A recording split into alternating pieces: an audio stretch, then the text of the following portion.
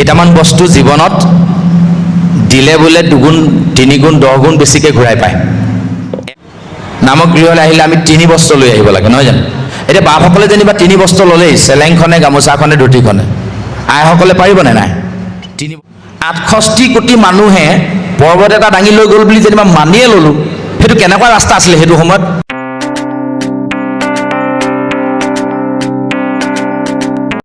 জয় গুৰু শংকৰ সৰ্বগুণাকৰ যাকেৰি নাহি কেও পাম তুহাৰী চৰণ কৰে নুহত কোটি বাৰ এক কৰোঁ প্ৰণাম তুহাৰী চৰণক ৰেণুহত কোটি বাৰ এক কৰোঁ প্ৰণাম মংগল আচৰণৰ সম্পৰ্কে আপোনালোকে সকলোৱে জানে মংগল যুগ আচৰণ যিবিলাক আচৰণৰ যোগেদি সমাজৰ মংগল হয় নিজৰ মংগল হয় ঘৰখনৰ মংগল হয় সমগ্ৰ জাতিটোৰ সমগ্ৰ প্ৰাণীৰ ভগৱন্তৰ সৃষ্ট উৰণ পুৰণ গজন ভৱন চাৰিমুঠি প্ৰাণী য'ত হিত সাধন হয় যিবোৰ আচৰণৰ যোগেদি তাকেই মংগল আচৰণ বুলি কোৱা হয় এয়া গুৰুজনাই নিবদ্ধ কৰা মংগল আচৰণ আমি কেৱল পাঠ কৰিলে নহ'ব আমি কেৱল শুনিলে নহ'ব মংগলাচৰণ বিষয়টোৱে হৈছে মংগলাচৰণ কৰা মংগলাচৰণ বুলি কৈছে সেইকাৰণে আচৰণটো পঢ়িলে বা শুনিলে একো লাভ নহ'ব আমি আচৰণ কৰিব লাগিব নহয় জানো সেইকাৰণে আমি মংগলাচৰণৰ আৰম্ভণিতে দুটামান কথা ক'ব বিচাৰিছোঁ আচলতে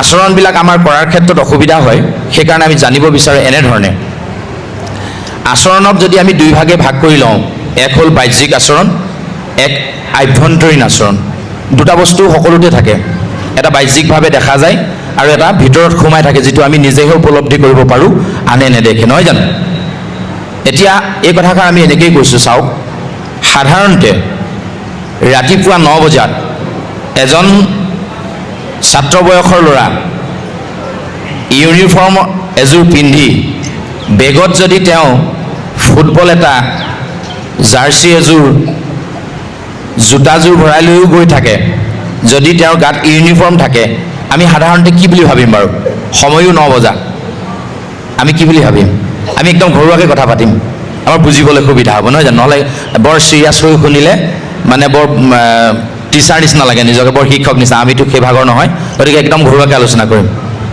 নিশ্চয় স্কুললৈ যোৱা নিচিনাই লাগিব নহয় জানো কাৰণ তেওঁ ইউনিফৰ্ম পিন্ধি গৈছে আৰু 9 বজাত ওলাই গৈছে নহয় জানো এইটোৱেদি বাহ্যিকভাৱে তেওঁৰ আচৰণটোত কি প্ৰকাশ পালে তেখেতে স্কুললৈ গৈছে যদিও বা বেগৰ ভিতৰত ফুটবলটো সোমাই আছে জাৰ্চি আৰু জোতা সোমাই আছে হয়নে নহয় তথাপিও কিন্তু বাহ্যিকভাৱে তেখেতক কি বুলি কোৱা হৈছে তেখেতে স্কুললৈ গৈছে বুলি কোৱা হৈছে কিন্তু সেই একেজন ছাত্ৰই বেগৰ ভিতৰত কিতাপখিনি লৈ সাধাৰণতে ফুৰিবলৈ যোৱা এযোৰ কাপোৰ পিন্ধি কিতাপেই ভৰাই লৈছে বেগত আৰু 10-11 বজাত যদি স্কুলৰ ফাললৈকে গৈ থাকে তেতিয়া আমি কি বুলি বুজি পাম নিশ্চয় ক'ৰবাত ফুৰিবলৈ গৈছে কিন্তু তেখেতে আকৌ বেগত কিতাপেই লৈ গৈছে এতিয়া এই দুইটা বস্তু ইটো ওলোটা হৈছে হয়নে নহয় কথাষাৰ এইটো কাৰণে আমি ক'ব বিচাৰিছোঁ যে যদি সঠিকভাৱে এজন ছাত্ৰ হ'বলৈ হয় তেখেতৰ আভ্যন্তৰীণ আচৰণ আৰু বাহ্যিক আচৰণ দুইটাই শুদ্ধ হ'ব লাগিব নহয় জানো বাবুখন দুইটা শুদ্ধ হ'ব লাগিব তেওঁ আভ্যন্তৰীণ আচৰণত কি হ'ব লাগিব বেগৰ ভিতৰত কিতাপ থাকিব লাগিব আৰু বাহ্যিক আচৰণটোৱে তেওঁ ইউনিফৰ্ম যোগাত থাকিব লাগিব কথাষাৰ এইকাৰণেই কৈছোঁ চাওক আমি এতিয়া এটা ইউনিফৰ্ম পিন্ধি এই গৃহভাগত উপস্থিত হৈছোঁ আজি এই ইউনিফৰ্মযোৰ পিন্ধি যিমানেই এইফালে গতি কৰিছে সকলোকে দেখি গম পাইছে নিশ্চয় নামগৃহত আজি এভাগ ভক্তিমূলক অনুষ্ঠান আছে ভগৱন্তৰ গুণনাম কীৰ্তনৰ অনুষ্ঠান আছে এইটো বুজি পাইছে হয়নে নহয় এতিয়া ডাঙৰ কথাটো হ'ল কি আমাৰো এটা বেগ লৈ আহিছোঁ আমি আনিছেনে নাই নাজানে আপোনালোকে আনিছেনে নাজানে আমি লৈ আহিছোঁ বেগটোত যদি আমি গ্ৰাম্য কথা অলপ ভৰাই লৈ আহোঁ যেনেকৈ স্কুলৰ ইউনিফৰ্মযোৰ পিন্ধি বেগত জোতাযোৰ ফুটবলটো জাৰ্চিযোৰ লৈ গৈছে ঠিক তেনেধৰণে যদি আমি গ্ৰাম্য কথাখিনি লৈ আহোঁ তেতিয়াহ'লে আমিও প্ৰকৃততে শ্ৰোতা বা ভকত হ'ব নোৱাৰিম নহয় জানো আপোনালোকৰ ফালে আহেনে নাহে নাজানো আমাৰ ফালে আৰম্ভ হ'ব আৰু এতিয়া লাহেকৈ ভাদ মাহ আহিছে আমাৰ ফালে ভাদ মাহত গোপিনী আইসকলৰ নামগৃহত নাম লোৱাৰ এটা ধুম উঠিব আৰু মানে কোনো কাকো ঘৰত বিচাৰি নাপায় আৰু এইকেইটা দিনত আবেলি 3 বাজিল আৰু আপুনি গৃহিণীক এগৰাকীও ঘৰত নাপাব সকলো নামঘৰলৈ তাৰ আগতে যিমান যাৱতীয় ঘৰুৱা কৰ্ম আছে চব সামৰি ল'ব সামৰি নিৰ্দিষ্ট সেই ইউনিফৰ্মযোৰ পিন্ধি নামগৃহৰ ফালে আহিব আমি গম পাওঁ আৰু এতিয়া ভাদমহীয়া নাম আৰম্ভ হৈ গ'ল গোটেই মাহজোৰা নাম হ'ব। কিন্তু আমাৰ ফালে প্ৰায় আইসকলে বেগত এনেকুৱা কিছুমান কথা ভৰাই লৈ আহে, জানে নাই? আজি শাহুমাক উভতি ক'লোঁ নহয় দুআষাৰ, এতিয়া কিমাননো আৰু সহ্য কৰি থাকিবা, চিধাই আজি লগৰ কেইগৰাকীৰ লগত কমগৈ, এতিয়া কথাষাৰ কওঁকৈ মনতে ভাবি সেই টোপোলাটো বেগত লৈ আহিছোঁ। আৰু আহিয়ে চিধা এইফালে চুকত 3গৰাকীমান, সেইফালে চুকত 4গৰাকীমান বহি ল'লে। শাহুৱাইক আজি এনেকৈ ক'লোঁ, তেনেকৈ ক'লোঁ। নামষাৰ ল'ব লাগে নে সময়ত ল'ব, সেইটো বেলেগ কথা, কিন্তু মনত বেগৰ ভিতৰত লৈ আহিছে গ্ৰাম্য কথাখিনি। আকৌ শাহুমা জানো কম, তেওঁ কম নহয়। এতিয়া আইসকলক ক'লে আকৌ বোপাইসকলক নক'লে বুলিয়ে ক'ব। আমাৰো একেই, কাৰ ঘৰ বাৰী মানে বাঁহডাল কোনোবাই কাটিলে আমি দেখিলোঁ, সেইষাৰ কথা এতিয়া কেইজনক গৈ নামৰ গৃহত কম, এনেকুৱা ভাৱনাৰে যদি আমি আহিছোঁ, তেতিয়াহ'লে এই যে ইউনিফৰ্মযোৰ পিন্ধি বেগত যে বেলেগ বাহিৰা কিতাপ ভৰাই লৈ আহিছোঁ বা গ্ৰাম্য কথা অলপ ভৰাই লৈ আহিছোঁ, তেতিয়াহ'লে আমিও প্ৰকৃততে ভকত হ'ব নোৱাৰিম, নহয় জানো? গতিকে ভকত হ'বৰ কাৰণে গুৰুজনাই আমাক কি নিৰ্ধাৰণ কৰি দিছে? নামক গৃহলৈ আহিলে আমি 3 বস্ত্ৰ লৈ আহিব লাগে, নহয় জানো? এতিয়া বাপসকলে যেনিবা 3 বস্ত্ৰ ল'লেই, চেলেংখনে, গামোচাখনে, ধুতিখনে। আইসকলে পাৰিবনে নাই 3 বস্ত্ৰৰে প্ৰৱেশ কৰিবলৈ? তেতিয়াহ'লে আইসকলৰ ভকত হোৱাৰ সুবিধাটো নাই আৰু কেলৈ আহিছে তেতিয়াহ'লে, হয়নে? এই বস্তুটোকে আকৌ আমি আভ্যন্তৰীণভাৱে যদি বুজিবলৈ চেষ্টা কৰোঁ, 3 বস্ত্ৰ বুলি যদি আমি এনেকৈ ধৰি লওঁ যে আমাৰ কায়, মন, বাক্য, এই 3টা কেৱল মাত্ৰ ভগৱন্তৰ চৰণত সমৰ্পিত যদি হৈ থাকে, আমিও 3 বস্ত্ৰৰ গৰাকী হ'ব পাৰিম নেকি বাৰু? এনেকৈ যদি ভাবি লওঁ, তেতিয়াহ'লে এই 3 বস্ত্ৰ আইসকলেও ল'ব পাৰিব। যিমানখিনি সময় আমি নামগৃহত উপস্থিত থাকিম, সেই সময়ত দেহটো কেৱল আমি নামগৃহতে ৰাখিম, আৰু যিমানখিনি কথা মুখেৰেদি উচ্চাৰিত হ'ব, কেৱল মাত্ৰ ভগৱন্তৰ কথাহে উচ্চাৰিত হ'ব, আৰু মনটো কেৱল ভগৱন্তত সমৰ্পিত হৈ থাকিব। তেতিয়া 3 বস্ত্ৰ শুদ্ধ হ'ব। আমি মনতে ভাবি লৈছোঁ আৰু দেই, এইবোৰ আমি পোনাই লোৱা কথা, আমি বুজিবৰ কাৰণে পোনাই লোৱা কথা। আপোনালোকে নাভাবিব যে এই শিৱসাগৰৰ পৰা আহি কোনোবা এজনে কৈছে এইখিনিয়ে সঁচা, এনেকৈ নধৰিব। আপোনালোক যথেষ্ট অভিজ্ঞ ব্যক্তি, আমি সন্মুখত যিমানবোৰ দেখিছোঁ সকলোখিনি অভিজ্ঞ ব্যক্তি, তেৰাভাৱে জানে 3 বস্ত্ৰৰ মহিমা। আমি ইমান ভালকৈ নাজানো। খালি আমি শাস্ত্ৰভাগৰ ওচৰলৈ অহাৰ এটাই মাত্ৰ উদ্দেশ্য, যুৱ প্ৰজন্মই তাহানি দাপৰ যুগত, সত্য যুগত, তেতা যুগতে হৈ থকা ঘটনাখিনি আজিওনো কিয় ভকত বৈষ্ণৱভাৱে পঢ়ি আছে, সমগ্ৰ বিশ্ব ধৰি ভাগৱত নামৰ এখন শাস্ত্ৰই তোলপাৰ লগাইছে, গীতা, ৰত্নাৱলী, ঘোষা, এই যে 6খনকৈ নিগম শাস্ত্ৰই তোলপাৰ লগাইছে চাৰিওফালে, এক বৈপ্লৱিক সূচনাৰ সৃষ্টি কৰিছে। কিয় হৈছে এয়া? আমাৰ নৱপ্ৰজন্মই তাৰ প্ৰতি অকণমান হ'লেও আগ্ৰহী হওক, তাৰ প্ৰতি কথাবোৰ যেনে তেনে নি আমাৰ নিজৰ গাত লগাই ল'বলৈহে কথাবোৰ তেনেকৈ পোনাই লৈছোঁ। গতিকে একেবাৰে শুদ্ধ নহ'বও পাৰে, খালি আপোনালোকে মিলাই ল'ব ধৰ্মীয় মাৰ্গত। আমি মাত্ৰ ব্যক্তিগতভাৱে আমাৰ জীৱনত প্ৰভাৱ পৰিব পৰাকৈ কথা কেইটামান কওঁ। এইটো কাৰণে কৈছোঁ, চাওক, আজিৰ তাৰিখত আমাৰ ফালে যিজনে কোনোদিন ভাগৱতৰ ওচৰলৈ আহি পোৱা নাই, ধৰ্ম কৰ্ম কৰি পোৱা নাই, APSC UPSC বিষয়া হ'ল, তেওঁক যদি কোৱা যায় আমাৰ ইয়াত যে আছে সাগৰ মন্থন বুলি এভাগ পাঠ, অমৃত মন্থন। অমৃত মন্থন কাৰ কাৰ মাজত হৈছিলে? দেৱতা আৰু অসুৰৰ মাজত। এতিয়া কথাটো হৈ গ'ল এইটোৱে যে উঠি অহা নৱপ্ৰজন্মৰ সন্মুখত যদি আমি কওঁ, কি কৰিলে? অমৃত মন্থনৰ কাৰণে মন্দৰ নামৰ এটা গিৰি পৰ্বত বোলে দাঙি লৈ গ'ল। বোলে কিহৰ? মাটিৰ পৰ্বত। চিধা চিধি আমাৰ নৱপ্ৰজন্মই ক'ব এইটো মিছা কথা। মাটিৰ সামান্য এটা ডাঙৰ চপৰা দাঙি নিলেও সি ভাঙি যাব। এটা পৰ্বত দাঙি নিব, ই নাভাগিব, এইটো কথা নে? বাৰু মানি ল'লোঁ, দাঙি নিলে। বোলে কিমান মানুহে নিলে? এফালে 33 কোটি দেৱতা আৰু এফালে 35 কোটি দৈত্য। দৈত্য আৰু দেৱতাই নিয়া নাছিলে জানো? দেৱাসুৰে মন্থন কৰিছিলে, আমাৰ জ্যেষ্ঠসকলে বুজি পাইছে। টোটেল কিমান হৈ গ'ল? 68 কোটি। 68 কোটি মানুহে পৰ্বত এটা দাঙি লৈ গ'ল বুলি যেনিবা মানিয়ে ল'লোঁ, সেইটো কেনেকুৱা ৰাস্তা আছিলে সেইটো সময়ত? 68 কোটি মানুহ এফালৰ পৰা খোজকাঢ়ি গৈ আছিলে। সম্ভৱ হয়নে? কেলেনো জানো পঢ়ে আমাৰ ককাহঁতে এইবোৰ কথা, ইমান মিছা কথাবোৰ। এনেকৈ নক'ব, ক'বলগীয়া হয়নে নহয় এবাৰ ভাবকচোন। আকৌ নিলে বাৰু মানি ল'লোঁ যেনে তেনে। ক'ত পেলালাগে? ক্ষীৰ নামৰ সাগৰত। এইটোতো আৰু মিছা কথা। আমি ক্ষীৰ সাগৰৰ নাম শুনাই নাই। 7খন সাগৰ, 5খন মহাসাগৰৰ নাম একদম পটপটকৈ কৈ দিব মুখৰ আগত। আৰু সাগৰ পৃথিৱীত নাই আমি জানো। এইখন ক'ত ওলালে? আমাক ক'ব। ঠিক আছে বাৰু, সেইখনো তাহানি দিনতে আছিলে বাৰু, এতিয়া নাম বদলি হ'ল, মানি ল'লোঁ। তো এই সাগৰত যে পেলাই দিলে পৰ্বতটো, তললৈ গুচি নগ'ল? বোলে গৈছিলে, বোলে কিহে দাঙি ধৰিলে? কাছ এজনী। এইটোতো আৰু মিছা কথা। 68 কোটি মানুহে কেকু জেকুকে দাঙি নিব নোৱাৰা পৰ্বতটো এজনী কাছই বোলে দাঙি দিলে, এইটোতো আৰু মিছা কথা। কেলে পঢ়া তোমালোকে এইবোৰ কথা, হয়নে নহয়?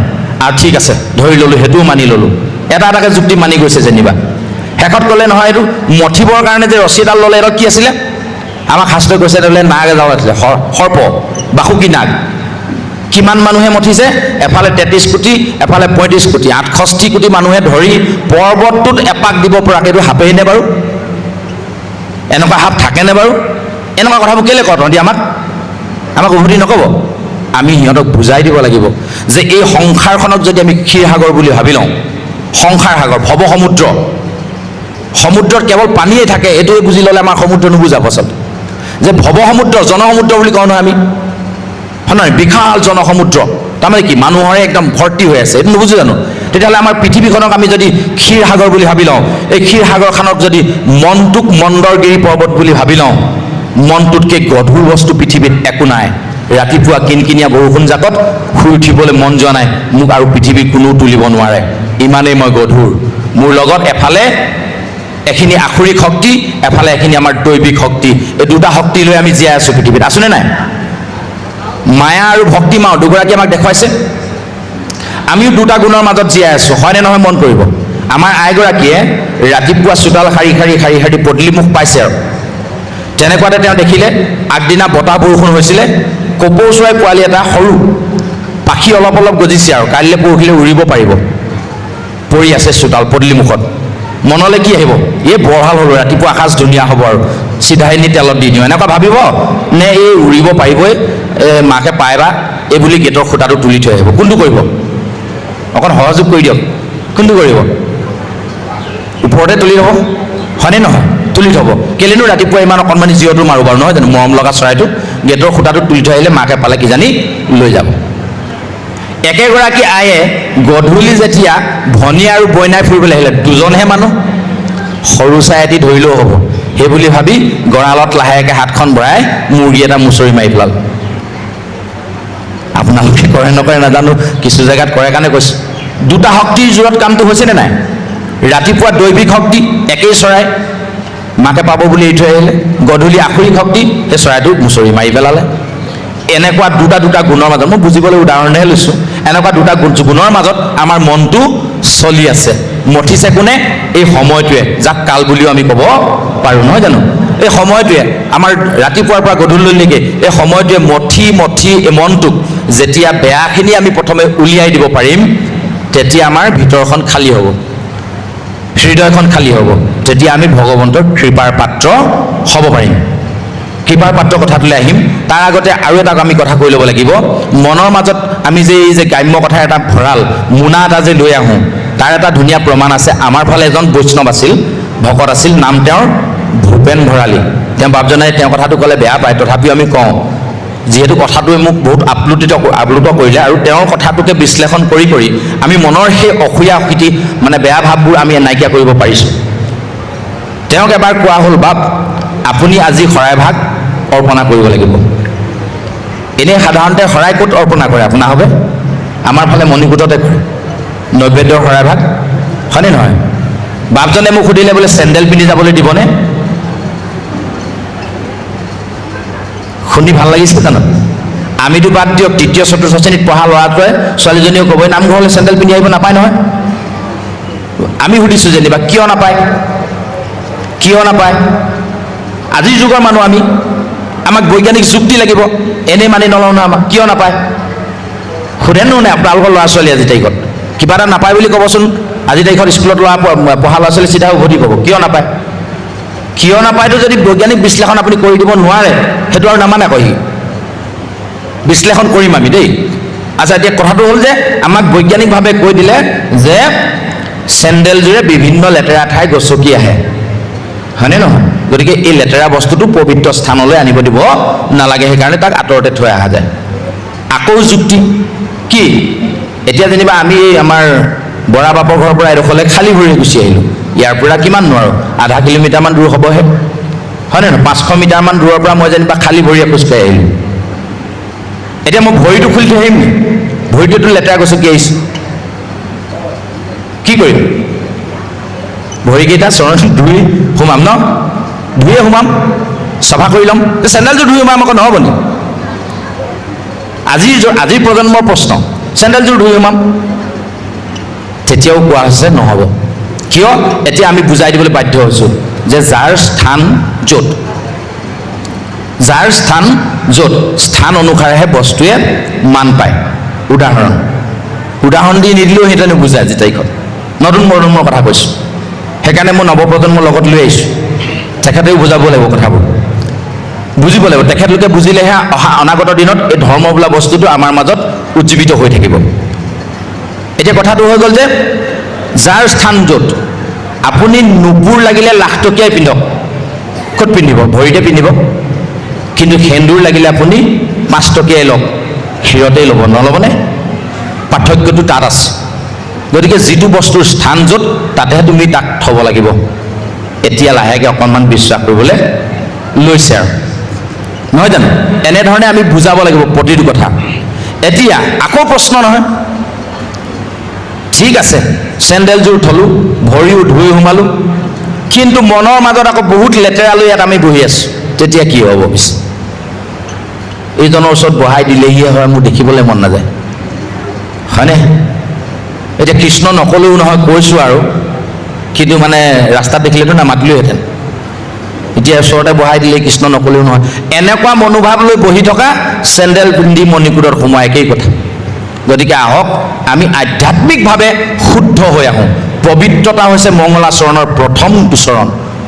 পবিত্ৰ অন্তৰ আমাক লাগিবই, পবিত্ৰ হৃদয় যাৰ ভগৱান সহায় তাৰ, আমাক এনেই কোৱা নাই। আমি তেনেধৰণৰ পবিত্ৰতাৰ সৈতে আমি নামগৃহত প্ৰৱেশ কৰিব লাগিব। আকৌ বাহ্যিকভাৱে ইমান সুন্দৰ এটা পৰিৱেশ। আজি মই প্ৰথম দেখিছোঁ বিশ্বনাথ চাৰিআলিৰ এই নামগৃহ, আমি নামভাগ নাজানো, যিয়ে নহওক নামগৃহ, গুৰুজনৰ গৃহ। এই গৃহভাগীত আপোনাৰভাৱে এটা বিশেষ বস্তু আমাক উপহাৰ দিলে। আমি সদায় কওঁ চাহ সকলোতে খাইছোঁ, চাহ নোখোৱা জেগা অসমত আছে জানো? অসমৰ প্ৰান্তে প্ৰান্তে চাহ পোৱা যায়। আমাৰ প্ৰথম অভ্যৰ্থনাৰ প্ৰথম বস্তুটোৱেই হৈছে চাহ। কিন্তু মই ভাবোঁ মোৰ মানুহগৰাকীয়ে বনোৱা চাহকাপ বিশেষ হওক, বিশেষ চাহকাপ হওক। প্ৰতিটো এটা বস্তুৰ বিশেষ থাকে, লাগিলে সি অকণমান বেছি তিতাই হওক, কাঢ়াই হওক, কিন্তু মোৰ মানুহগৰাকীয়ে মোৰ কাৰণে বনোৱা চাহকাপ, মই বুলি কৈছোঁ বুজিবৰ কাৰণে, অপৰাধ নধৰিব, বুজিবৰ কাৰণেহে কৈছোঁ। তো মোৰ কাৰণে বনোৱা মোৰ মানুহগৰাকীৰ চাহকাপ বিশেষ হওক। আজি আপোনালোকৰ মাজত সেই এটা বিশেষ দেখিলোঁ, সেয়া হ'ল এই যিটো আপোনালোকে পৰিসজ্জা, ডিচিপ্লিন আপোনালোকে আমাক দেখুৱালে। আজিলৈকে মোৰ মাত্ৰ 2টা বছৰ হৈছে এনেধৰণে অনুষ্ঠানলৈ ঘূৰি ফুৰা,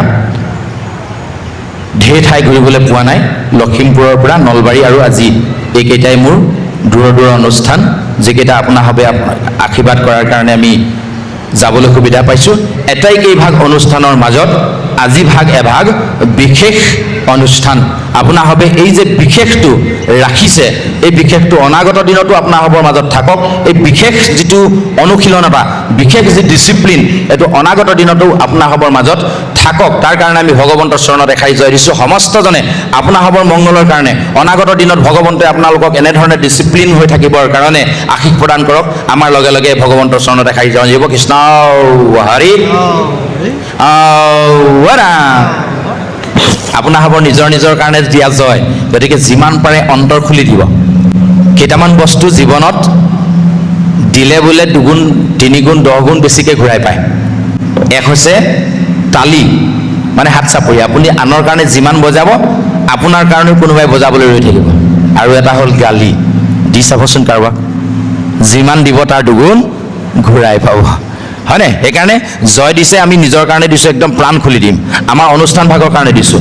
এই যে বিশেষ যিটো বস্তু, বিশেষ হওক, ডিচিপ্লিন সকলোতে দেখিছোঁ, কিন্তু এই বিশ্বনাথ চাৰিআলি আজিৰ যিটো ডিচিপ্লিন, এইটো যাতে সকলো সময়তে এনেধৰণে থাকক, তাৰ কাৰণে আমি ভগৱন্তৰ চৰণত কামনা কৰিছোঁ। আৰু মংগলাচৰণৰ আৰু 2টামান কথা আমাৰ মনলৈ আহিছে, 2টামান অকণমান আগবঢ়াম। এতিয়া আমি আচৰণ মংগল কৰি ল'লোঁ, পবিত্ৰ অন্তৰেৰে আমি সোমালোঁ, মোনাত কেৱল মাত্ৰ ভগৱন্তৰ কথা লৈ আহিছোঁ আৰু শুনিবৰ কাৰণে ঠাই বিশেষভাৱে খালী কৰি আনিছোঁ। এতিয়াহে আমি ভগৱন্তৰ কৃপাৰ পাত্ৰ হ'ব পাৰিম। চাব দেই, গুৰুজনাই প্ৰথম স্কন্ধৰ আৰম্ভণিতে মংগলাচৰণ পদ আৰম্ভ কৰোঁতে কি বুলি কৈছে? জয় জয় কৃষ্ণ কৃপাময় মহেশ্বৰ, যাৰ আজ্ঞা শিৰে বহে ব্ৰহ্মা হৰিহৰ, হয়নে নহয়? কৈছে নহয়। এতিয়া আছে ভগৱন্তক হেনো কৃপাময় কৈছে। যদি ভগৱন্ত কৃপাময়, এতিয়া কৃপাময় মানে কি? ইয়াত এতিয়া স্কুলীয়া ল'ৰা ছোৱালী থকা হ'লে খপকৈ কৈ দিলেহেঁতেন, আৰু জ্যেষ্ঠসকলে জানেই বাৰু। কৃপাময় শব্দটোৰ পৰা এটা যদি আমাৰ সমাহ বাক্য লিখিবলৈ কয়, আমি কি কৰিম? যি সকলোকে কৃপা কৰে তেওঁকে কৃপাময় বুলি কয়, নহয় জানো? যদি ভগৱন্ত সকলোকে কৃপা কৰেই, তেতিয়াহ'লে সকলো সমান হ'ব লাগিছিলে। সকলো সমান নহয় কিয়? ভগৱন্তই সকলোকে কৃপা কৰে, আজিও কৰিব। আজি আমি ভগৱন্ত গুণনাম কীৰ্তনৰ স্থলীত উপস্থিত হৈ আছোঁ। ভগৱন্ত কৃপাময় যিহেতু, ভগৱন্তই এজনক বাছি বাছি কিন্তু কৃপা নকৰে। বিনীত বুঢ়া বাপে বহুত মানে ব্যাখ্যা আলোচনা আগবঢ়াইছে, গতিকে বিনীত বুঢ়াৰ কাৰণে বিশেষভাৱে কৃপা আৰু আপোনাৰ হ'বৰ কাৰণে অলপ কমকৈ কৃপা। ভগৱন্তই এনেকৈ কৰিব নি? ভগৱন্তই আমি এনেকুৱা চৰিত্ৰ বুলি ভাবোঁ জানো? এনেকুৱা লিখিছে জানো ক'ৰবাত শাস্ত্ৰই? নহয়, ভগৱন্তই সকলোকে সমানে কৃপা কৰে। তেতিয়াহ'লে আপোনাৰ হওক ধনী, আমি দুখীয়া, আপোনালোক সুখী, মই দুখী, আপোনালোকে বগা মই ক'লা, আপোনালোক ওখ মই চাপৰ, এনেকুৱা কিয় হয়? বিভিন্নতাটো কিয় আছে? আমাক কৈছে ভগৱন্তৰ কৃপাটোত গণ্ডগোলটো নাই, গণ্ডগোল আছে পাত্ৰটোত। ক'ত আছে এতিয়া সেই পাত্ৰটো? বিচাৰি উলিয়াওঁ আহক। আকৌ নৱপ্ৰজন্মৰ লগত কথা পাতিছোঁ। সিহঁতে যিহেতু অনুসন্দোচ্যু, সিহঁতে আকৌ প্ৰশ্ন কৰিবই, যুক্তি দাঙি ধৰিবই। কি পাত্ৰ এইটো? আমি দেখুৱাই দিব লাগিব, নহ'লে বুজি নাপায় সিহঁতে। এই যে আমি শৰাইখন দেখিছোঁ, সেইখন এখন পাত্ৰ, তাত আমি গামোচা ভাগ ৰাখিছোঁ, তামোল পাণ ৰাখিছোঁ। ঠগাখন এখন পাত্ৰ, তাত আমি পুথি ভাগ ৰাখিছোঁ, হয়নে নহয়? গিলাচটো এটা পাত্ৰ, তাত আমি পানী ৰাখিছোঁ। এনেকুৱা পাত্ৰবোৰ আমি দেখিছোঁ। কিন্তু কৃপাৰ পাত্ৰটো ক'ত থাকে? এইটো দেখিছোঁনে নাই? আমি কওঁ নহয় যে ল'ৰাটো বৰ মৰমৰ পাত্ৰও, শিক্ষকজন শ্ৰদ্ধাৰ পাত্ৰ, হয়নে নহয়? ভগৱন্তৰ কৃপাৰ পাত্ৰ, এনেকৈ কওঁ নহয়। এই পাত্ৰটো ক'ত থাকে? ক'ত থাকে? জানে নিশ্চয়, ক'বলৈ দিগদাৰ পাইছে নহয় জানো? আমি আকৌ মাইক্ৰফোন এটা লৈছোঁ, আমাৰ মাতটো ডাঙৰকৈ গৈছে, আপোনালোকৰ সৰুকৈ আহিবৰ কাৰণে ক'বলৈ দিগদাৰ পাইছে, হয়নে? সকলোৱে জানো ক'ত থাকে এইটো। হৃদয় বুলি এডোখৰ জেগা আছে, য'ত অন্তৰ বুলি এডোখৰ জেগা আছে, য'ত মৰম থাকে, কৰোণা থাকে, দয়া থাকে, ভক্তি থাকে, নহয় জানো? এতিয়া সেই অন্তৰ নামৰ পাত্ৰটো চফা নে লেতেৰা আমি কেনেকৈ গম পাম? একেজাক বৰষুণতে বাপজনাই বাহিৰত পাত্ৰ এটা পাতি দিলে, তেখেতৰ পানীখিনি চাফা হ'ল, আৰু আমিও এটা পাত্ৰ পাতি দিলোঁ, আমাৰ পাত্ৰখিনি পানীখিনি লেতেৰা হ'ল। কিয় হ'ল? আমাৰ পাত্ৰটোত গোবৰ জাবৰ পৰি আছিলে, সেইভাগেই মই পাতি দিলোঁ, সেইটো কাৰণে আমাৰ পাত্ৰটোৰ পানীখিনি লেতেৰা হৈ গ'ল, নহয় জানো? এখেতৰ পাত্ৰটো চাফা আছিল, সেইকাৰণে পানীখিনি চাফা হ'ল। কথাটো বুজি পাই মই পাত্ৰটো চাবোন তাবোন দি ধুই চাফা কৰি দিলোঁ। এতিয়া আমাৰ হৃদয়খন, অন্তৰখনৰ নামত, হিয়া নামত যিখন পাত্ৰ আছে, সেই পাত্ৰটো ভগৱন্তৰ কৃপাৰ বৰষুণ যাক সমানে পৰিব, সমানে পৰিব। কিন্তু আমাৰ পাত্ৰটো লেতেৰা হৈ থাকিলে আমাৰ কৃপাখিনি লেতেৰা হৈ যাব, ফলত মই কৃপাৰ পাত্ৰ হ'বগৈ নোৱাৰিম, আৰু যিজনৰ অন্তৰখন চাফা হৈ থাকিব তেওঁৰ কৃপাখিনি ভাল হৈ পৰিব, আৰু তেওঁ ভগৱন্তৰ কৃপাৰ পাত্ৰ হ'ব, হয়নে নহয়? গতিকে এই যে কৃপাৰ পাত্ৰটো কেনেকৈ চাফা কৰিম, গুৰুজনাই আমাক খুব ধুনীয়া এটা ব্যৱস্থা দিছে। সেয়া হ'ল শ্ৰৱণ কীৰ্তন। দুখন চাবোন দিলে আমাক। শ্ৰৱণ আৰু কীৰ্তনৰ যোগেদি আমাৰ হৃদয়খন আমি নিৰ্মল কৰিব লাগিব। এতিয়া আকৌ নতুন প্ৰজন্মই আকৌ সুধিলে নহয়, শ্ৰৱণ কীৰ্তনে কেনেকৈ হৃদয় চাফা কৰিব? আমিতো নেদেখোঁ। তেতিয়া গুৰুজনাই কৈছে, কৰ্ণপথে ভকতৰ কিয়াত প্ৰৱেশী হৰি দুৰ্বাসনা হৰে সমস্তই, জলেৰ যতকমল যেহেন হৰতকালে স্বভাৱতে নিৰ্মল কৰে। কৰ্ণপথে বোলে ভগৱান হৃদয় প্ৰৱেশ কৰে। এইটোতো আৰু বিশ্বাস নকৰে আজি তাৰিখত ল'ৰা ছোৱালী। কেনেকৈ সোমাব? কাণৰ ফুটাই দি। তেতিয়া আমি আকৌ বুজাই দিব লাগিব যে যেতিয়া মানুহৰ ভাৱনাবোৰ শুদ্ধ হয়, সেইকাৰণে গুৰুজনাই আমাক, মাধৱ গুৰুজনাই শেষত কৈছে নে, ঘোষাৰ শেষত, এই ভাবুক ভাই ভজ ভগৱন্ত ভক্তিভাৱে, ভাবিবলৈ কৈছে। নভবালৈকে কিন্তু আমাৰ হৃদয়খন শুদ্ধ নহ'ব, ভাবিব লাগিব। কৰ্ণপথে ভগৱন্তৰ নাম আমাৰ সোমালে যেনিবা, আমি ভগৱন্তৰ নাম এতিয়া চবেই শুনি আছোঁ, কিন্তু ইয়াতে নুশুনা মানুহো বহুত আছে আকৌ। কেনেকৈ নুশুনে মই নিজেই পাইছোঁ এবাৰ। কেতিয়া নুশুনো জানে নাই? মই এদিন কাণত হেডফোন বোলা বস্তুত চবেই চিনি পায় নহয় আজি তাৰিখত, হেডফোনডাল লগাই লৈ ভগৱন্তৰ কথা শুনি আছিলোঁ। বিনীত বৰা বাপজনৰ কথাই শুনি আছোঁ। বৰা বাপজনে কিবা এখিনি ধুনীয়া কথা কৈ আছে, সেন সময়তে আগফালে দেখিলোঁ মানুহ দুজনে কিবা এটা কৈ পাৰ হৈ গৈছে। কোননো সেইকেইজন বুলি সেইফালে মন কৰোঁতে তেওঁ দুষাৰিমান বাক্য মোক কাণেদি পাৰ হৈ গৈছোঁ। হেডফোনটো লাগিয়ে আছিলে, মইতো বেলেগৰ কথা একো শুনাই নাছিলোঁ, তেওঁৰ কথাই শুনি আছিলোঁ, অথচ দুষাৰি মই নুশুনিলোঁ। কেনেকৈ নুশুনিলোঁ? এই যে মনটো সেই যে ৰাস্তালৈ যোৱা মানুহকেইজনৰ ওচৰলৈ গুচি গ'ল, সেইকাৰণে মই নুশুনিলোঁ। সেইকাৰণে কথা আমি কাণেৰে শুনিলে নহ'ব, মনেৰে শুনিব লাগিব, ভাবিব লাগিব। ভাবিলেহে হয়।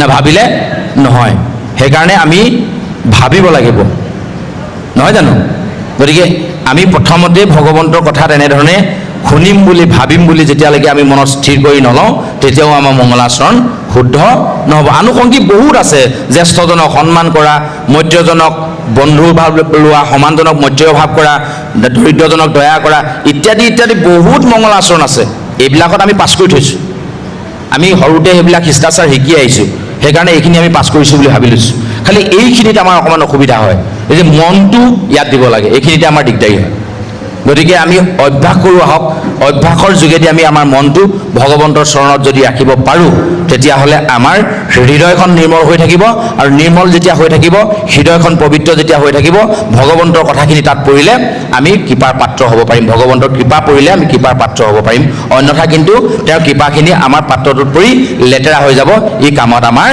নিদিব কেলে উদাহৰণস্বৰূপে চাওক কৃষ্ণৰ কথা অৰ্জুনেও শুনিছে কৃষ্ণৰ কথা দুৰ্যোধনেও শুনিছে এই যে দুইটা কুলৰ মাজতে আমাক সদায় কথাখিনি কৈ থাকে চাব সেইকাৰণে আমি নতুন প্ৰজন্মক বাৰে প্ৰতি কওঁ যে এইখন মহাভাৰতৰ যুদ্ধ তাহানিৰ যুগত হোৱা যুদ্ধখন এতিয়া আমি পঢ়ি থাকি কি কৰিম তাকো হিষ্ট্ৰী নহয় ইয়াত কাব্যৰ ৰহণ আছে কল্পনাৰ ৰহণ আছে কবিতাৰ ৰহণ আছে সেইকাৰণে ইয়াক কাব্য আখ্যা দিয়া হৈছে মহাকাব্য এখন বুৰঞ্জী নহয় তেতিয়াহ'লে আমি পঢ়ি থাকি কি কৰিম কিন্তু বুৰঞ্জীয়ে যিমানখিনি শিক্ষা দিছে তাতোকৈ বেছি শিক্ষা মহাকাব্যই আমাক দিছে যাৰ কাৰণে আজি এই কাব্যভাগক আজি তাৰিখত সমগ্ৰ বিশ্বই মানি চলিবলৈ বাধ্য হৈছে কিয় মহাভাৰতে সদায় দুটা পক্ষৰ মাজত যুদ্ধ দেখুৱাইছে ক'ত ককাই আৰু ভাইৰ মাজত চাব দেৱতা আৰু অসুৰ ককাই আৰু ভাই একেজন কশ্যপ মুনিৰ দুগৰাকী ভাইজা বাকী কেইগৰাকীৰ কথা নকওঁ বাৰু দুগৰাকীৰ কথা এইকাৰণে কৈছোঁ যাৰ মাজত যুদ্ধখন হৈছে এগৰাকী আদিত্য মানে পোহৰ আদিত্য মানে সূৰ্য গতিকে তেওঁৰ পৰা জন্ম হৈছে দেৱতাগণ অদিতি আৰু অন্যগৰাকী অতুনাই দিতি তাৰ পৰা জন্ম হৈছে দৈত্যকুল নামতেই আমাৰ গুৰুজনাই পৰিচয়বোৰ দি থৈ যায় আমি খালি বুজিবলৈ যত্ন নকৰোঁ ঠিক তেনেধৰণে আমাৰো দুটা চিন্তা আমি লগত লৈ ফুৰিছোঁ সদায় এক জ্ঞান মাৰ্গৰ চিন্তা আৰু ইটো হ'ল মায়া মাৰ্গৰ চিন্তা ভক্তি মায়ে আমাক ভক্তি পথলৈ লৈ যাব বিচাৰে মায়াই আমাক মায়ালৈ টানি টানি লৈ যায় কিন্তু আমাক গুৰুজনাই কৈছে এই সংসাৰ সাগৰখন পাৰ হ'বলৈ হ'লে মনুষ্য নামৰ নৌকাখনে এখন শ্ৰেষ্ঠ নৌকা যিখন নৌকাত হৰি নামৰ নৌকাখন ধৰিবৰ কাৰণে সুবিধাটো পায় হৰি নামৰ নৌকাত উঠিবলৈ মনুষ্য দেহে এটা হ'ল মাধ্যম যিটো মাধ্যমেদি হৰিনামৰ নৌকাত উঠিব পাৰি আৰু হৰিনামৰ নৌকাত উঠিহে আমি ভৱ বৈতৰণী পাৰ হ'ব পাৰিম গুৰুজনাই আমাক কৈছে হয়নে নহয় এতিয়া ডাঙৰ কথাটো হৈছে চাওক নাৱৰ কথা কওঁতে আকৌ আমাক নতুন প্ৰজন্মই ধৰিবই নহয় কেনেকৈ নাও পাৰ হয় ক'ত সেইখন ভৱ বৈতৰণী ভৱ সাগৰখন কোনখন আমাক দেখুৱাই দিবলৈ ক'ব নহয় আমি উদাহৰণসহ বুজোৱা হওক নাওখনৰ মূল্য কেতিয়া থাকে আমিও সংসাৰ সাগৰখনত আমি একোজন নাৱৰীয়া কেনেকৈ আমি যুক্তিসংগতভাৱে চাওঁ নাও দুখন এই বাপজনৰো এখন আছে আমাৰো এখন আছে এখেতৰ নাওখন পানীত আছে আৰু আমাৰ নাওখন বামত আছে মূল্য কোনখনে পাব মূল্য বামত থকা সজাই থোৱাখন নে পানীত থকাখনে পানীতে যদি নচলি নাওখনৰ কি মূল্য আছে নহয় জানো গতিকে বাপৰ নাওখনে মূল্যটো পাব কিন্তু দুৰ্ঘটনাৰ সম্ভাৱনা কোনখন নাৱৰ বেছি বামত থকাখনৰ নে পানীত থকাখনৰ বুজিবলৈ চেষ্টা কৰিম আমি নিজৰ মাজলৈ আনিম পানীত থকাখনে দুবাৰ সম্ভাৱনা থাকিব বামত থকাখনৰ কি এক্সিডেণ্ট হোৱাৰ সম্ভাৱনা থাকিব সজাহে থৈছে তাত অকণমানি ল'ৰাটোৱে জঁপিয়াই নামিব খেলা ধূলা কৰি থাকিব কুকুৰ ছাগলী গৰু ছাগলী চবেই উঠিব নামিব তাতো দুৰ্ভাৱনা একো নাই হয়নে নহয় কিন্তু যদি পানীত থকা নাওখনত যদি জোখতকৈ দুজন বেছি জঁপিয়াই উঠি দিয়ে তেতিয়াই দুৰ্ঘটনাৰ সম্ভাৱনা থাকিব নহয় জানো এতিয়া ডাঙৰ কথাটো হ'ল যে ঠিক তেনেধৰণে সংসাৰত আমি যিমানবোৰ আহিলোঁ তেওঁলোকৰে ৰিস্কটো বেছি দায়িত্ব বাঢ়িল মানে গৃহস্থী সংসাৰত যিমানে প্ৰৱেশ কৰিলোঁ তাৰ আগলৈকে সেইখন বামত থকা নাও কিন্তু মূল্যটো আকৌ আপুনি সংসাৰলৈ আহিলেহে পাব বিষয় পংকৰ মাজত আহিব লাগিব বিষয়ী মানে জলত আমি নামিব লাগিব বিষয় জলত কিন্তু ডাঙৰ কথাটো হ'ল বাপজনৰ নাওখনত যদি পানী সোমাই আমি সেইখন নাৱত উঠিম নে নহয় নাওখনে ঠিকেই কাম কৰি আছে ইপাৰৰ পৰা সিপাৰলৈ মানুহ পাৰ কৰাই আছে যদিও নাও পানীতে আছে যিমানখিনি পানীৰ ওপৰত নাওখন আছে তাৰ যদি 1,00,000 ভাগৰ এভাগ পানীও নাওখনত সোমাই যায় তাত ডুবিবলৈ বেছি সময় নালাগে হয়নে নহয় কিন্তু সিমানখিনি পানীক প্ৰত্যাহ্বান জনাই যেনেকৈ নাওখন সেই পানীত উপঙি থাকে, ঠিক তেনেধৰণে সংসাৰ বিভিন্ন সমস্যাৰ মাজত জৰ্জৰিত হৈ আমিও সংসাৰক প্ৰত্যাহ্বান জনাই আমিও সংসাৰত ভৰ্তি থকা একোখন নাও। কিন্তু বিষয় পানী আমাৰ দেহৰ ভিতৰত সোমাব নালাগিব বুলি গুৰুজনাই কৈছে। সেইকাৰণে হৃদি পদ্ম ভগৱন্তৰ প্ৰতি সদায় স্থিৰ হৈ থাকিব লাগিব। সেইকাৰণে হৃদয় পদ্মত ধৰে কৃষ্ণৰ চৰণ বুলি আমাক ভকতৰ ক আখৰেৰে কৈ গৈছে। ক পদে কৃষ্ণৰ হৰণ, পবিত্ৰ পৰণ, আত্মাক মানন্ত কৃষ্ণ, সমস্তকে হম, ত পদে তৰণৰ উপায় হৰণ, হৃদয় পদ্মত ধৰে কৃষ্ণৰ চৰণ। এনেকৈ কৈছে না আমাক। গতিকে ভকতৰ তৰণৰ যদি উপায় বিচাৰে তেতিয়াহ'লে হৃদয় পদ্মত ভগৱন্তৰ নাম সদায় আমি লিখিত কৰি ৰাখিব লাগিব। তাৰমানে বিষয় পানী আমাৰ এই হৰিৰ দেহ নামৰ নাওখনত সোমাব নালাগিব। আমি বিষয়তে থাকিম, কিন্তু বিষয় আমাৰ ভিতৰত সোমাব নালাগিব। এই যে অষ্টবক্ৰ বুলি এজন আছিল, জনক ৰজাই ভাগৱত ব্যাখ্যা কৰিবলৈ মাতিছিলে। আগতে 14 বছৰমান তেওঁলোকে ব্যাখ্যা কৰি গৈছে, বিভিন্ন ব্যাখ্যাকাৰ তেওঁলোকে মাতিছে। জনক ৰজাই এইবাৰ মাতিলে অষ্টবক্ৰ। অষ্টবক্ৰ আহিলে, যিহেতু দেহটোৰ 8টা ভাঁজ আছে, থিৰ হৈ থাকিব নোৱাৰে, তাৰমানে 8টামান ভাঁজ আছে মানুহজনৰ। আৰু আলোচনা কৰিবলৈ আহি আলোচনাৰ সন্মুখতে থকা আসনৰ কিনাৰতে থকা খুটা এটাত কেপ মাৰি ধৰি আছে। মানুহ ভৰ্তি হৈ আছে, আপোনাৰ যেনেকৈ আছে, একদম মানে লোকাৰণ্য হৈ আছে। জনক ৰজাই আয়োজন কৰা, কেনেকুৱা হ'ব ৰজাই আয়োজন কৰা অনুষ্ঠান, মানুহে একদম লোকাৰণ্য হৈ আছে। এওঁ আকৌ খুটাটোতে ধৰি আছে, আৰম্ভ নকৰে। ইজনে কৈছে আৰম্ভ কৰক আকৌ বাপ, সিজনে কৈছে আৰম্ভ কৰক আকৌ বাপ, কিন্তু নাই, তেওঁ খুটাটো ধৰি আছে। এখত ক'লে বোলে নহয় মই আৰম্ভ কৰোঁ বুলি ভাবিছোঁৱেই, কিন্তু খুটাটোৱে আকৌ মোক এৰি নিদিয়ে নহয়, খুটাটোৱে মোক ধৰি আছে। মানুহ এটিকে চব যাবলৈ ধৰিলে। এইটো আকৌ কি অকৰা মানুহ, নিজে খুটাটো ধৰি আছে, আকৌ কৈছে আকৌ বোলে খুটাটোৱে মোক ধৰি আছে। এইজনে আৰু ভাগৱতত কি ব্যাখ্যা দিব গম পোৱা গ'ল আৰু চব এজনকে উঠি গ'ল। শেষত জনক ৰজাই ক'লে বোলে আমি কিবা অসুবিধা কৰিলোঁ নি, আপোনাক নিমন্ত্ৰণ কৰাত ক'ৰবাত গণ্ডগোল হ'ল নেকি? বোলে কিয়? বোলে এতিয়ালৈকে যে আপুনি আৰম্ভ কৰা নাই। বোলে মই কৰিছিলোঁ নহয়, মানুহখিনি চব গুচি গ'ল, এতিয়া মই কাক কওঁ? বোলে মই আছোঁ। মই সেইটোৱে ধন্য, তুমি যে আছা, শ্ৰোতা মাত্ৰ এজনে হওক। যিহেতু 14 বছৰ তোমালোকৰ ইয়াত শাস্ত্ৰৰ অধ্যয়ন হৈছে, আমি ভাবিছোঁ যে সকলোৱে শাস্ত্ৰৰ বিষয়ে পাৰ্গত। সেইকাৰণে আজি আমি এটা নতুন বিষয় আৰম্ভ কৰিম বুলি ভাবিছিলোঁ, সেইটো হ'ল মায়া। অবস্তুক বস্তু বুলি দেখায় যে, তাকে মায়া বুলি কয়। অবস্তুটোকে বস্তু বুলি মানি আনো। এতিয়া খুটাটোৱে মোক ধৰি আছে বুলি কোৱাৰ লগে লগে মানুহে আঁতৰিয়ে দিলে, বুজিবলৈ চেষ্টাই নকৰিলে মই কিয়নো ক'লোঁ। আচলতে মইহে খুটাটো ধৰি আছোঁ, খুটাটোৱে মোক ধৰা নাই। ঠিক তেনেধৰণে এই সংসাৰ পংকৰ মাজলৈ আহি আমিহে বিষয়বোৰ এটা এটাকে চপাই ধৰি আছোঁ, বিষয়বোৰে আমাক ধৰি থকা নাই। গতিকে আহক এই গোটেই বিষয় বতাহৰ পৰা অকণমান সময় উলিয়াই আমি ভগৱন্তৰ চৰণৰ প্ৰতি আমাৰ মনবোৰ স্থিৰ কৰোঁ। আচৰণ আমি কেইবা প্ৰকাৰে পালোঁ। 1 নম্বৰ হ'ল, আমি আকৌ ৰিপিট কৰি দিছোঁ যে অনুষ্ঠানলৈ আহিলেই নহ'ব, মনটো এটা পবিত্ৰ মন লৈ আমি আহিবই লাগিব। 3 বস্তু লৈ আহিম। সংসাৰৰ বস্তু আমি নামগৃহৰ দুৱাৰমুখত খুলি থৈ আহিম, ঘূৰি যাওঁতে লৈ যাম। গৰু ছাগলী, ঘৰ দুৱাৰ, সংসাৰৰ যিমান মায়া আছে আমি লগত লৈ যাম। আমাক লাগিবই সেইখিনি, নহ'লে আমি জীয়াই থাকিব নোৱাৰোঁ। ব্ৰহ্মা আদি কৰি জীৱজত মায়াৰ সহ্য মাজে আছে ঘুমতি যায়। আমি মায়াৰ পৰা তৰণি পাব নোৱাৰোঁ, মায়া থাকিবই। কিন্তু সেই মায়াৰ মাজৰ পৰা আমি অকণমান সময় আমি ইয়াৰ কাৰণে ৰাখিব লাগিব। সেইটোকে আমি ক'ম বুলি ভাবিছিলোঁ। মংগলাচৰণৰ আৰু এটা আচৰণ চাব দেই। আমাৰ ধন 2 প্ৰকাৰ, এক বৈষয়িক ধন আৰু এটা পৰম ধন। দুভাগ ধন আছে। আমি যে মনুষ্য তনু পালোঁ, এইটো আমাৰ শেষ তনু, অন্তকাল। 84 লক্ষ যোনি বগাই আমি শেষ যোনি পাইছোঁ মনুষ্য যোনি। আৰু মনুষ্যই একমাত্ৰ যোনি য'ত ভগৱন্তৰ গুণ নাম কীৰ্তন কৰিব পাৰে। বিষয় সম্বন্ধ সুখ সমস্ত যোনিতে আছে, হৰি সেৱা একো স্থানে নাই। শৰীৰ সেৱাৰ যোগ্য কেৱল মনুষ্য তনু, জানি ফুৰা হৰিগুণ গায়। গতিকে আমি মনুষ্য তনু পোৱাৰ পাছতো যদি হৰিগুণ নাগাওঁ, তেতিয়াহ'লে আমি মনুষ্য তনু পোৱাৰ কোনো সাৰ্থকতা নহ'ব, নহয় জানো? সেইকাৰণে আমি এই অন্তকালত আমি ভগৱন্তৰ নাম ল'ব লাগে। এই কথা বুজি পালোঁ। পাই লৈ আমি কি কৰিছোঁ চাওক। এতিয়া এই যে বিষয় ধনৰ লগত যিদিনাৰ পৰা মই প্ৰাপ্তবয়স্ক হ'লোঁ, স্কুলীয়া জীৱন সাং কৰিলোঁ, কিছুমানেতো তাৰ আগৰ পৰাই টকা আৰ্জন কৰিব লাগে, ঘৰ দুৱাৰ চলাব লাগে, পিতৃ মাতৃ পুহিব লাগে, এই কৰ্মত ব্ৰতী হৈ যায়। হয়নে নহয় মন কৰিব? কোনো তাৰ পৰা বাচি নাযায়, সকলোৱে কৰিব লাগিবই। কৰ্ম নকৰা মানুহ পৃথিৱীত আছে জানো? মানুহেই নহয়, জীৱ মাত্ৰে কৰ্ম কৰিব লাগিব। কৰ্ম নকৰা কোনো জীয়াই থাকিব নোৱাৰে। আমি কৰ্ম কৰি আহিছোঁ, কিন্তু এইখিনি হ'ল বৈষয়িক ধন। এই ধন টকা পইচাৰে মই ঘৰ চলাব পাৰিম, পিতৃ মাতৃক পুহিব পাৰিম, ল'ৰা ছোৱালী পুহিব পাৰিম, ঘৰ দুৱাৰ বনাব পাৰিম, এই যে বিষয় ধন। কিন্তু আমি য'ৰ পৰা আহিছিলোঁ তালৈ যে ঘূৰি যাবগৈ লাগিব, তাৰ কাৰণে টিকটটো কাটিবৰ কাৰণে এইখিনি ধন কিন্তু তাত নচলে। যেনে আমি ইয়াৰ পৰা ভূটানলৈ যাওঁ, আমাৰ ইণ্ডিয়ান কাৰেঞ্চিটো তাত নচলে। ইয়াত কিন্তু এটা সুবিধা আছে, এইটো এক্সচেঞ্জ কৰিব পাৰি। কিন্তু বৈকুণ্ঠলৈ যোৱা টিকেটটো কিনিবৰ কাৰণে যিটো পৰম ধন আমাক লাগিব, সেইটো আকৌ বৈষয়িক ধনৰ লগত এক্সচেঞ্জো নহয়, বিনিময় নহয়, তাৰমানে বদলি কৰিব পৰা নাযায়, হয়নে নহয়? এতিয়া পৰম ধন আমি কিমান গোটালোঁ? পৰম ধন ক'ত পায়? আমি গাঁৱৰ নামেই পৰম ধন, ল'বলৈ কোমল নহয় জানো, বৈ আছে হৃদয়ৰ মাজে। নাম এতিয়া আমি কিমান ল'লোঁ? এইবোৰ আমি নকৰোঁ, সেইটো এটা মংগলাচৰণৰ ভিতৰতে পৰিছে। আমি উঠি অহা নৱপ্ৰজন্মক কৈছোঁ, যিদিনাই মনুষ্য নামৰ চাকৰিটোত মই জইন কৰিলোঁ, সেইদিনাৰ পৰাই কিছু কিছু ধন সেই যে বৈকুণ্ঠলৈ যোৱা টিকেটটো কিনিবৰ কাৰণে জমা কৰি থ'ব লাগিব। কিন্তু যিদিনাই মই বৈষয়িক জীৱনৰ চাকৰি এটা পালোঁ, ধৰি ল'লোঁ মই শিক্ষকতাৰ চাকৰি এটা পালোঁ, দৰমহা 30,000 পৰা 35,000 টকা। যিদিনা চাকৰিটো পালোঁ প্ৰতিমাহে 30-35,000 মই খৰচ কৰি দিওঁ আৰু নেক্সট দৰমহাটোলৈ ৰৈ থাকোঁ।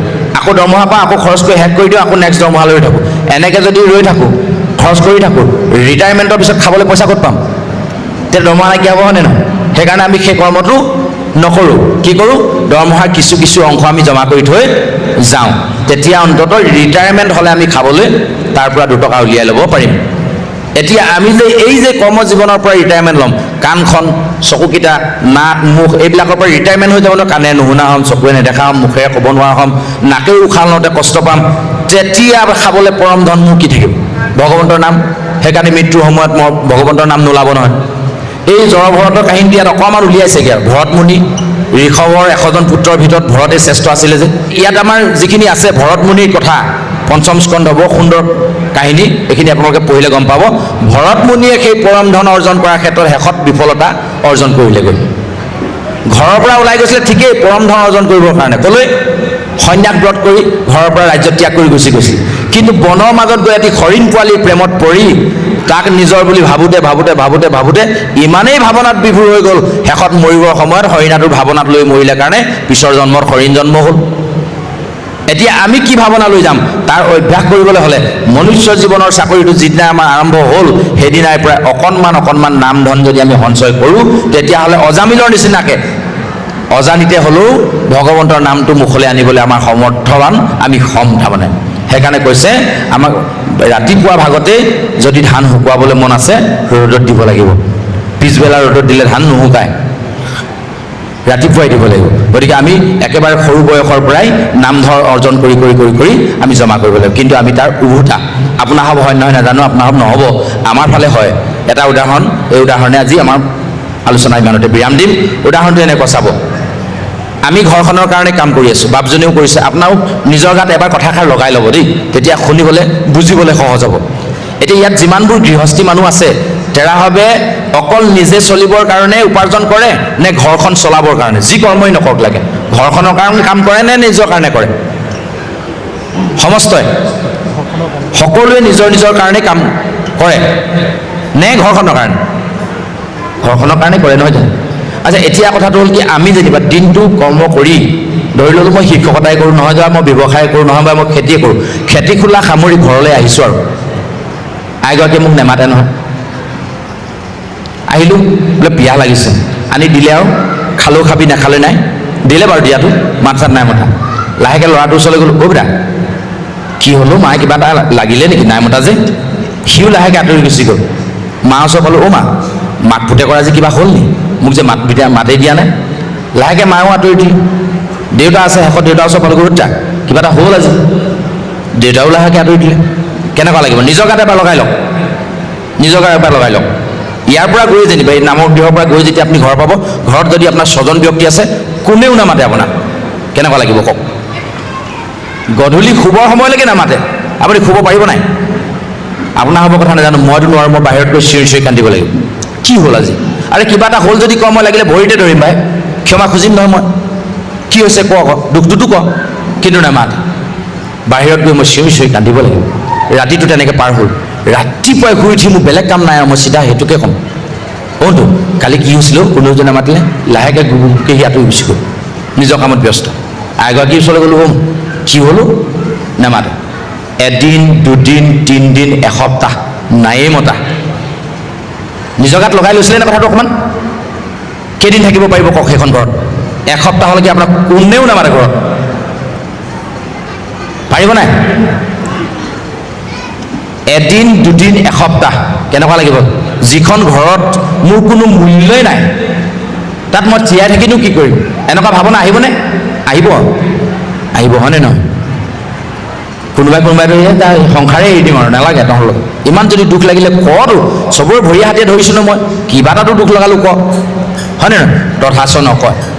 তেতিয়া চাওক, এদিন দুদিন তিনিদিন এসপ্তাহ তেনেকৈ নমতাৰ কাৰণেই আমাৰ ঘৰত থাকিবলৈ মন নোযোৱা হ'ল।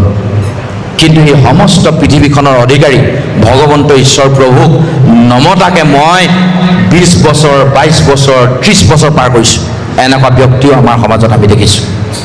ৰাতিপুৱা গধূলি ভগৱন্তৰ নাম ল'বলৈ সময় নাই, কেৱল মাত্ৰ পঢ়া শুনাৰ মাজত ব্যস্ত হৈ থাকোঁতে পঢ়া শুনাত ফাৰ্ষ্ট ক্লাছ পাছ কৰি চাকৰিৰ লগত জড়িত হৈ থাকোঁতে, মাটি ঘৰ দুৱাৰ কিনোতে একদম আমেৰিকাত ছেটল হওঁতে ইমান বছৰ হ'লগৈ, 46 বছৰ আজিলৈকে ভগৱন্তক মাত এষাৰো দিয়া নাই।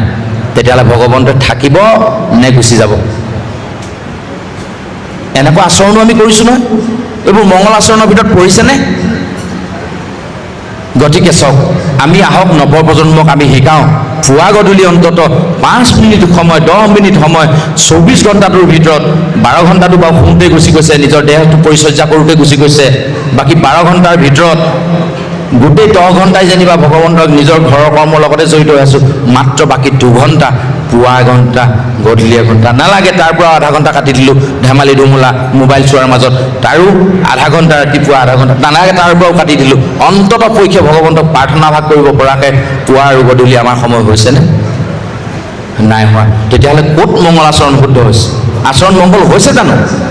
সেইকাৰণে ভগৱন্তৰ কৃপা আমাৰ পৰিছে যদিও লেতেৰা হৈ গৈছে। আকৌ আমাৰ ফালেতো আৰু দিগদাৰী। নিজেই থাকিবৰ কাৰণে ইমান ধুনীয়াকৈ ঘৰ বনাই লওঁ, ভগৱন্ত থাকিবলৈ ঘৰ অকণমান দিব নোৱাৰোঁ। এনেকুৱা হৈছে আমাৰ ফালে। আৰু বিশেষ আগ নবঢ়াওঁ, এইবোৰ কথা কৈ থাকিলে কেতিয়াবা আকৌ গাত বেছিকৈ লগাই ল'ব, অনাগত দিনত আকৌ আমাক নামাতিবই লাগে আপোনালোকৰ লগতে। মানে কথাটো হৈ গ'ল কি, আচৰণ প্ৰথমে আমি মংগল কৰি লওঁ, মংগল আচৰণ যেতিয়ালৈকে নহ'ব তেতিয়ালৈকে আমি ভাগৱতৰ ভিতৰৰ তত্ত্বখিনি বুজিও আমাৰ একো কামত নাহিব। কাৰণ কেলৈ, পাত্ৰটোৱেই লেতেৰা যেতিয়া, তাত ক'ত মানে ভাল বস্তু ভাল হৈ থাকিব? লেতেৰা পাত্ৰত থ'লে বস্তু লেতেৰা হৈ যাব। গতিকে ভগৱন্তৰ নিচিনা এনেহেন পবিত্ৰ বাণীবোৰ, ভগৱন্তৰ গুণ নাম কীৰ্তনৰ নিচিনা এনেহেন পবিত্ৰ কথাবোৰ যাতে আমাৰ হৃদয় নামৰ লেতেৰা পাত্ৰটোত লেতেৰা হ'বলৈ নিদি, প্ৰথমে আমাৰ হৃদয় নামৰ পাত্ৰটো চাফা কৰি অনাগত দিনত আমি খুব সুন্দৰভাৱে ভগৱন্তৰ কথাৰে আমাৰ হৃদয়খন ভৰ্তি কৰি ল'বৰ কাৰণে, সম্পূৰ্ণ কৰিবৰ কাৰণে আগবাঢ়ি যাওঁ। আহক। কিমতে ভকতি কৰিব তোমাত হৰি হৰি হৰি